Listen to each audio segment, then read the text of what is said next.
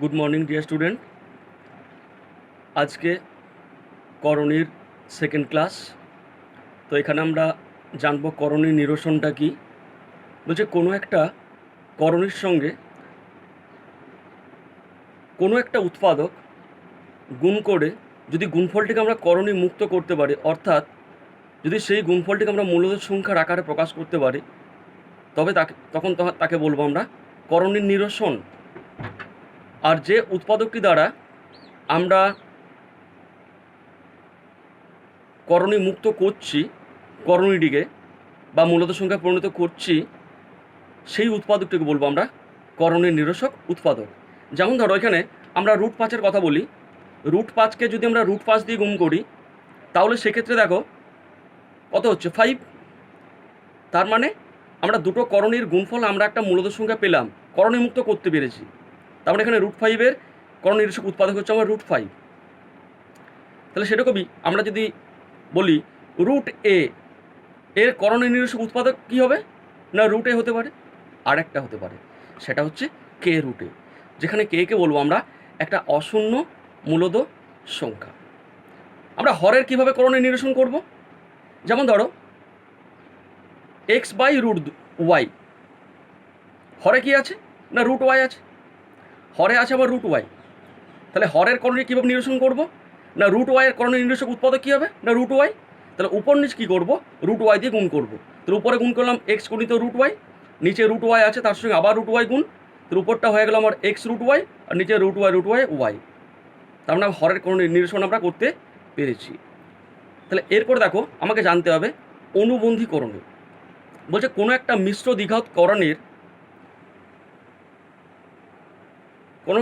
দ্বিঘাত করণীর করণীর নিরসক উৎপাদকের সঙ্গে ওই করণীর গুণফল এবং যোগফল উভয়ই যদি মূলদ সংখ্যা হয়, তবে ওই মিশ্র করণীটির অনুবন্ধী বা পূরক করণী বলা হয়।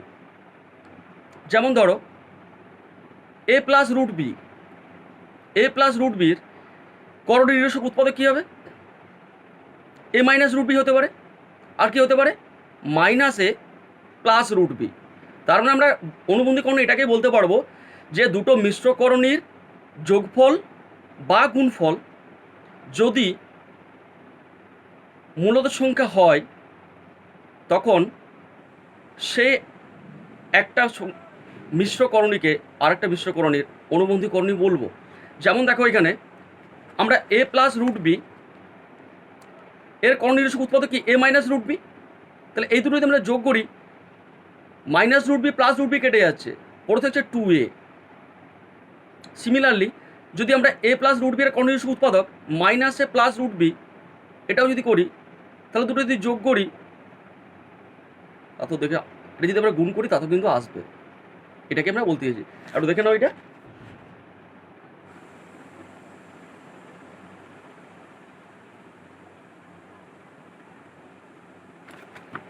এরপর আসছি আমরা সরাসরি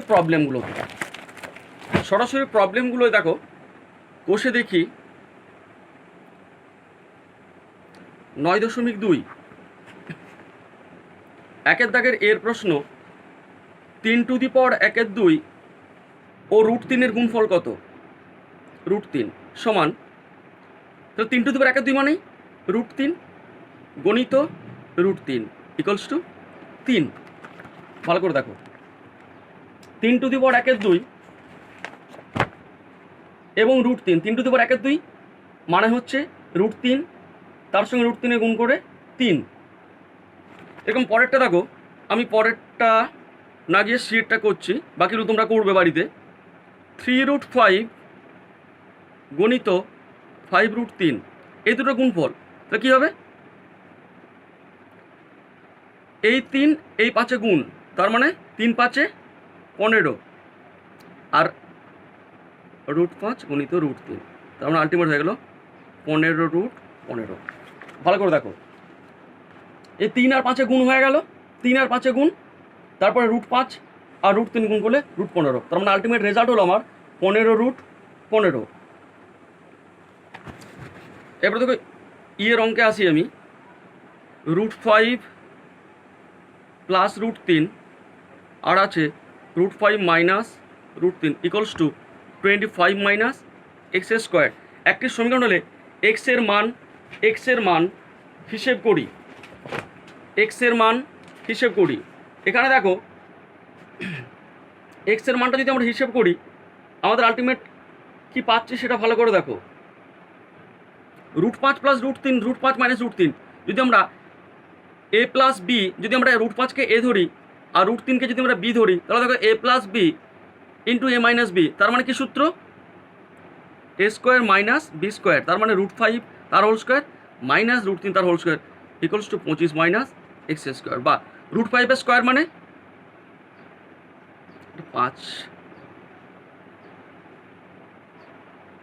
5 আর √3 এর স্কোয়ার মানে 3 equals to 25 minus X square. 5 minus 3 মানে কত?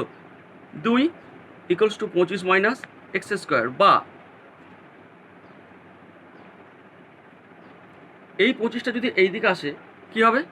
তার মানে এক্স স্কোয়ার সমান পাচ্ছি আমরা 25 মাইনাস 2 ইকুয়ালস টু 23, তার মানে এক্স সমান √23 প্লাস মাইনাস √23, তার মানে এক্স এর মানটা কিন্তু আমরা পেয়ে গেলাম। ভালো করে একটু দেখে নাও।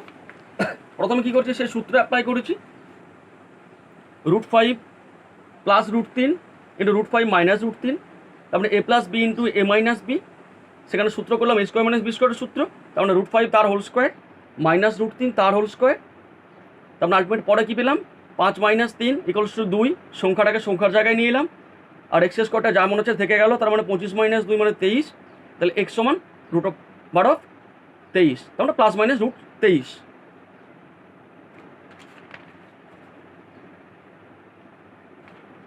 হয়েছে। এরপর দেখো আমরা পরেরগুলোই আসছি। এরপর 2 দাগে কি আছে? 2 দাগের কয়েকটা করে দিই।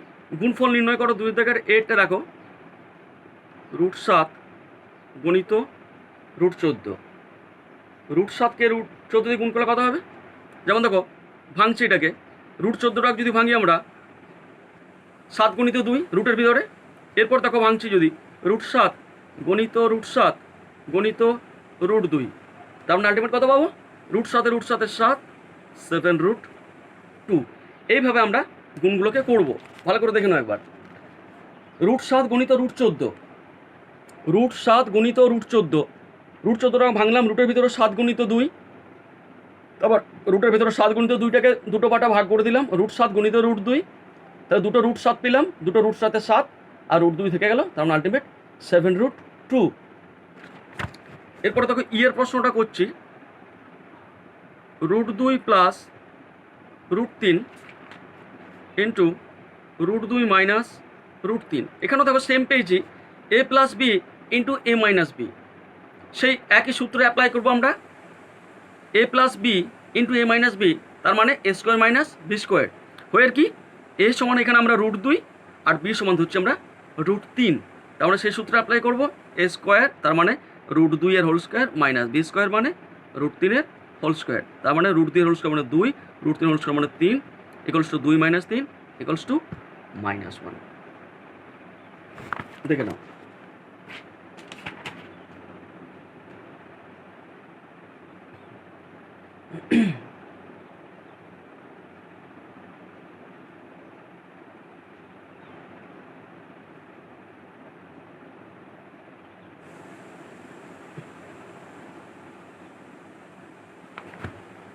এরপর দেখো এইভাবে বাকি অঙ্কগুলো তোমরা করবে।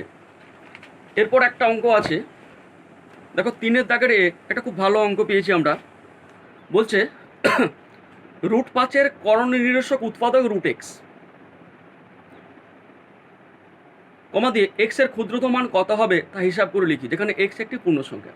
তার মানে আমি আগে বললাম করণী নিরসক উৎপাদকটার কাজ কি, সেই করণীটাকে ওই করণী নিরসক উৎপাদক দিয়ে গুণ করার পর আমরা একটা মূলদ সংখ্যা পাবো। তার মানে দেখো এখানে শর্তে কি বলছে, √5 সঙ্গে √x গুণ করলে আমরা 5 পাবো। এটাই তো করণ নির্দেশক উৎপাদকের নিয়ম। মানে কোনো একটা করণীকে যদি আমরা একটা অন্য করণী দিয়ে গুণ করে যদি আমরা করণী মুক্ত করতে পারি, তবে সেই উৎপাদকটাকে বলবো ওই করণীটার করণ নির্দেশক উৎপাদক। তার মানে এখানে দেখো √5কে √x দিয়ে গুণ করার পর আমরা কী পাবো? তার মানে 5 পাবো। এটাই হচ্ছে শর্ত এখানে। এখানে কি বলেছে? বা তা √x সমান কত পাবো? 5/√5। এরপর নিচে কি আছে? হরে আছে √5। তাহলে আবার সে কর্ণের নিরসন করবো হরটাকে। তার মানে কী করবো? উপর নিচে √5 দ্বারা গুণ করবো। উপর নিচে √5 দ্বারা গুণ করবো। তার মানে আলটিমেট কত হচ্ছে? 5√5/√5 √5 5 মানে 5 5 কেটে গেল। তার মানে √x সমান √5। তাহলে অতএব x সমান কী হবে? 5। তাহলে x এর ক্ষুদ্রতম মান কত? অতএব x এর ক্ষুদ্রতম মান সমান 5। ভালো করে দেখো, আমি করণের নিরসক উৎপাদকটা বারবার বলছি। করণ এইগুলো আমি হোয়াটসঅ্যাপে ছবি তুলেও সেন্ড করে দেবো। এখন তোমরা যদি দেখাচ্ছি একটু জাস্ট দেখে নাও। √5 করণের নিরসক উৎপাদক √x। তার মানে √5কে √x দ্বারা গুণ করলে করণীয় মুক্ত পাবো আমরা। তার মানে 5। তা √x সমান কি 5/√5। তো ডান দিকটা হয়ে গেল √5, নিচে আছে। তার মানে হরের করণীয়টা আমরা নিরসন করব। তার মানে কী পাবো? √5 দিয়ে উপর নিচে গুণ করবো। তো উপর হয়ে গেল 5√5, নিচে √5 গণিত √5। √5 5, আমরা 5/5 কেটে গেল। তার মানে আলটিমেট √5। তার মানে √x সমান √5। অতএব উভয় পক্ষে যদি বর্গ করে দিই আমরা, তাহলে x সমান হয়ে যাবে 5, তাই তো? তাহলে x এর ক্ষুদ্রতম মান হয়ে গেল 5।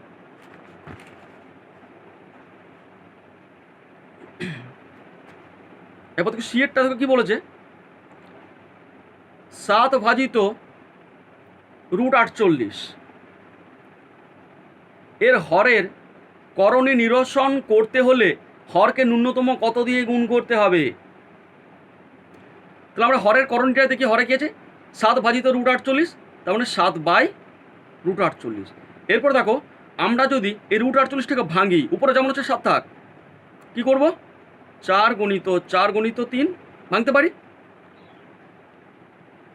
তার মানে করণে কী করছি? সরলতম আকার √48 সমান রুটের ভিতরে 4 × 4 × 3। তাহলে দুটো 4 থেকে একটা 4 বাইরে বেরিয়ে গেল, পড়ে থাকলো √3। তার মানে হয়ে গেল আলটিমেট 7/4√3। এরপর অঙ্কের দিকে তাকাই। হরের করণী নিরসন করতে গেলে, তা হরের করণী কত আছে? √3। তো হরকে ন্যূনতম কত দিয়ে গুণ করতে হবে? তাহলে হরকে ন্যূনতম আমাকে গুণ করতে হবে √3 দ্বারা, তাই তো বলেছে। এই যে হরের করণ নিরসন করতে হলে হরকে ন্যূনতম কত গুণ করতে হবে? তাহলে এখানে হরে কত আছে? √3। তার মানে যদি আমরা হরে √3 আছে, তখন উপর নিচে আমরা √3 দিয়ে গুণ করবো। গুণ করলাম 7√3 গণিত √3, আলটিমেট 7√3। আর এটা 4, সরি, √3 3, তার মানে 4 গণিত 3, তার মানে 7√3/12। দেখো হরটা করণীমুক্ত হয়ে গেছে। তার মানে কত দ্বারা গুণ করেছি হরকে? অতএব কি বলেছে? হরকে ন্যূনতম √3 দ্বারা গুণ করতে হবে। ভালো করে দেখো, 7/√48। তা √48 আমরা হরের করণের কি সরলতম আকার করলাম। √48 সমান রুটের ভিতরে 4 × 4 × 3। তাহলে সেই করণের নিয়ম অনুসারে দুটো 4 থেকে একটা 4 বাইরে বেরিয়ে গেল, বর্গমূলের বাইরে। তাহলে ভিতরে পড়তে হলো 4√3। তাহলে হরে এখন আমার করণী বলতে শুধুমাত্র √3 পড়ে আছে। তাহলে হরের করণীটা যদি আমরা নিরসন করতে চাই, তাহলে উপর নিচে √3 দ্বারা গুণ করবো। তাহলে উপর দিকে √3 দ্বারা গুণ করলাম, উপরে হয়ে গেল কি 7√3, নিচে 4√3 গণিত √3। তাহলে 7√3 উপরে থেকে গেল, আর √3 4, 4 3 12 হয়ে গেল। কারণ হরের করণীয়টা নিরসন হয়ে গেল। কতটা গুণ করলো? √3 দ্বারা। এভাবে বাকি অঙ্কগুলো আমরা করব। এরপরে দেখো একটা অঙ্ক আছে এফের অঙ্ক। এফের অঙ্কটা কি বলছে? 5/√3 - 2 এর হরের একটি করণ নিরসক উৎপাদক লিখি যা অনুবন্ধী করণী নয়।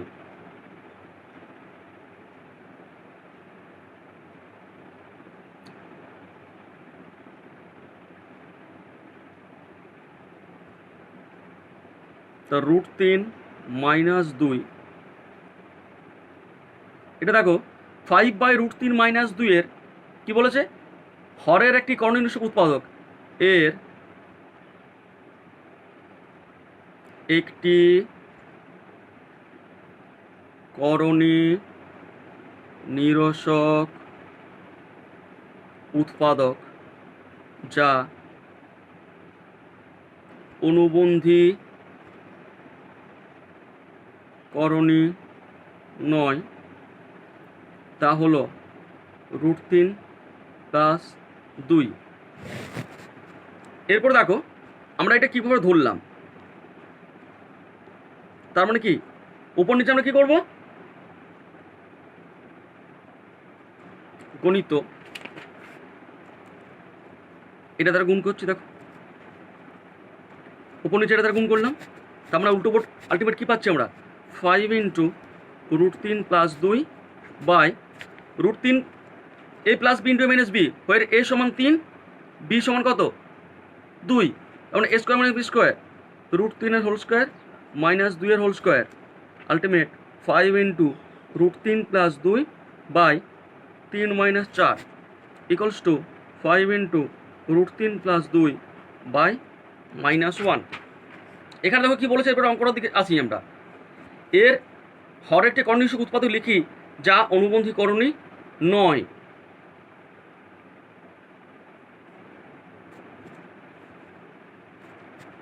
এটা হয়েছে, এটা গুণফলটা পেলাম। এরপর আমরা এই দুটো যদি আমরা যোগ করি, √3 কত আছে √3 - 2 প্লাস √3+2 প্লাস √3+2 ইকুয়ালস টু 2√3, যা মূলত নয়।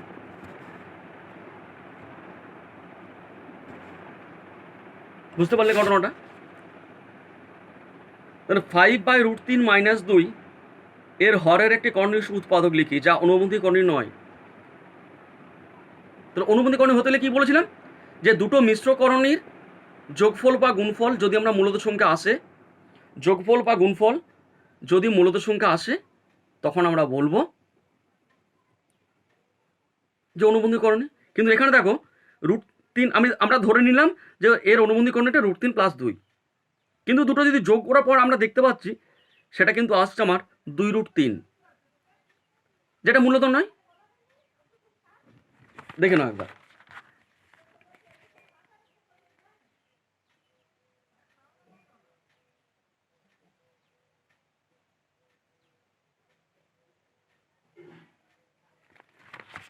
ঠিক আছে, আজকে এই 3 পর্যন্তই থাক, বাকিগুলো তোমরা প্র্যাকটিস করো বাড়িতে। পরের দিন বাকি অঙ্কগুলো আমি করে দেবো, আর তোমরা যেগুলো না পারবে সেগুলো আমাকে জানাবে হোয়াটসঅ্যাপে মেসেজ করে, আর এগুলো আমি ছবি তুলে আমি হোয়াটসঅ্যাপ গ্রুপে দিয়ে দেবো, সেখান থেকে তোমরা কালেক্ট করে নেবে। ঠিক আছে, ভালো থাকো, সুস্থ থাকো।